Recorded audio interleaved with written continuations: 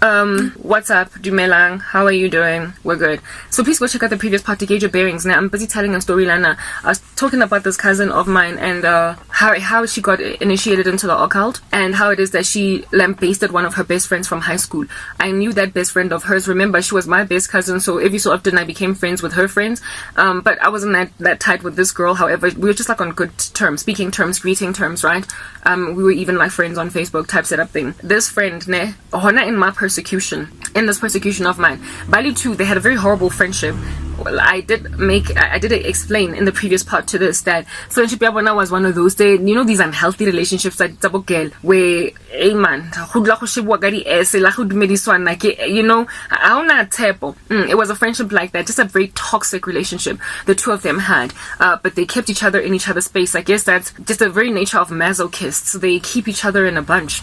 Bali too, it was a two-way war, like galaxy wars in the cosmos. They were busy shooting each other with witchcraft. And God showed me that the involvement in the darkness that my particular cousin is in was so extreme against her life, against this friend of hers, that she wanted to commit suicide. And this girl wanted to kill herself despite having a young daughter that she was taking care of, essentially as a single mom. And God woke me up. Like I was persecuted already. You know how my family have moved me from pillar to post, treated me like trash. I was living by myself. I had my own things to deal with. Do you understand? I had my own spiritual battle to fight. Do you understand? I had my own thing. To pray and stand in the gap. Do you understand? Sorry guys. Just wanted to clean the camera then, because I think I spat on it. Anyway, whatever, sorry. Anyway, yeah, God woke me up in the middle of the night. Rabela, stand in the gap for Tiggin, for this chick, for like like I had just come out of a dream where this chick was not she was seriously in contemplation of suicide, to a point where she was trying to apportion her estate and finances to make sure ngwana somewhat right until further notice, also knowing that ngwana will be able to take care of ngwana as life progresses.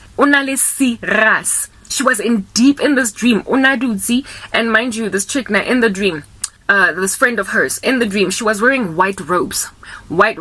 She's not born again. She wasn't born again then. To this day, she's not entirely saved. Mara, every time I see her in my dreams, very bright robes. God was showing me, the day's gonna come when she's convicted of sin and she's gonna repent and turn around to me. So until such time that she eventually gives her life over to me, you right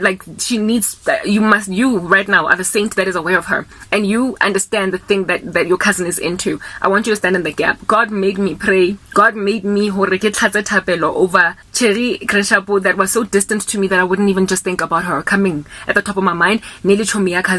And I was like, yeah, so we were friends on Facebook, but that's only because, by association, you are linked to my cousin type thing. God made me stand in the gap. Remember, I did let you guys know that there was a time in my life when I was like fasted, like literally every day. I was doing a 6-6 fast. So my whole life was entirely fasted, and I pray in tongues as I walk around all day long. So I'm very, very prayerful. God made me in that fasted and prayerful state to dedicate that girl, that woman, that friend, Ega, my cousin, to prayer, to cover her, to consecrate her.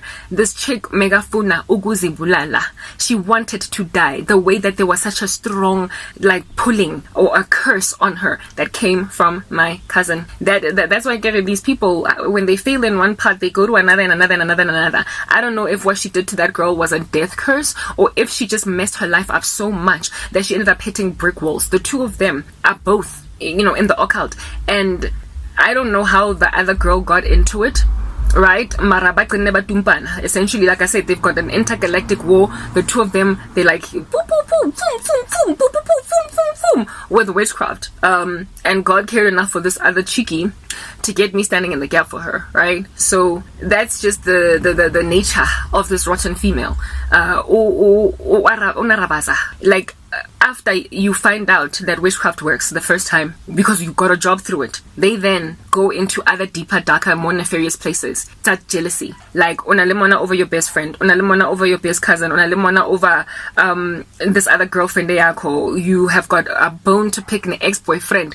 You want to handle like ex-layer for extra mbama. Like it starts becoming just like criminal activity in the spirit realm. They start to become spirit avengers, spirit criminals, where they effect revenge where they felt done hard against in the past, and also they effect correction against the feelings of jealousy over friends, family members, etc. So this girl started going on a rampage against just about anybody and everybody, but especially me. Wangi Tageta, and the thing that she got into, she realized that she got a one particular job through this darkness, but she was not satisfied. This chick was so competitive with me that she wanted to exceed me. Mind you, I had skyrocketed by then in my career, way beyond anything that she could ever catch up with. And secondly, I was an academic. So this chick went wayo target my ish, guys. Yes. Ish, man, guys. Yes, and the things that this cousin did to me. Yes, whoa, God have mercy. She targeted my degree. So last night I had a series of dreams last night, got this chick, ne? But God brought back another dream to the surface that I had long ago.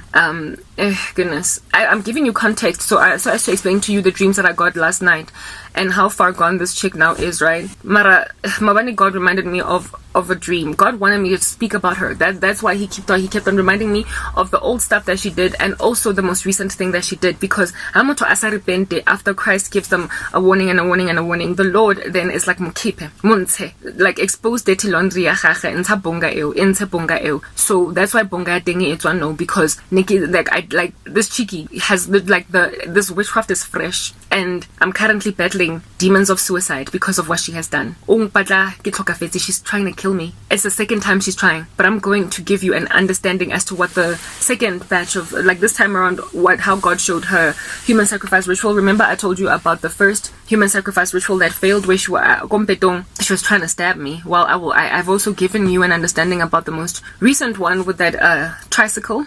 I'm gonna interpret that dream, but first I want to tell you about a dream that I had when I was still employed, that God reminded me of last night. Hore kitlo lefa extra details about the activity occultic. Yeah, this chick that you might understand hore le dila kang sometimes in your lives. Lisa tsebe motho I do this next to you, bestie, ke cousin, and you would never ever imagine that they would ever be into this kind of stuff, but they're doing this to you. So I used to be a student at WITS, right? That's where I was getting my degree. I was a WITS Plus student in particular, in the sense that I was part-time because I was working and also studying. Now, if you have been to campus Yako WITS, you will know that WITS Plus is on West Campus, just like next door to the New Commerce building. And it's opposite the parking lot that's headed towards like the bridge, etc. There were these, next part to explain this dream to you.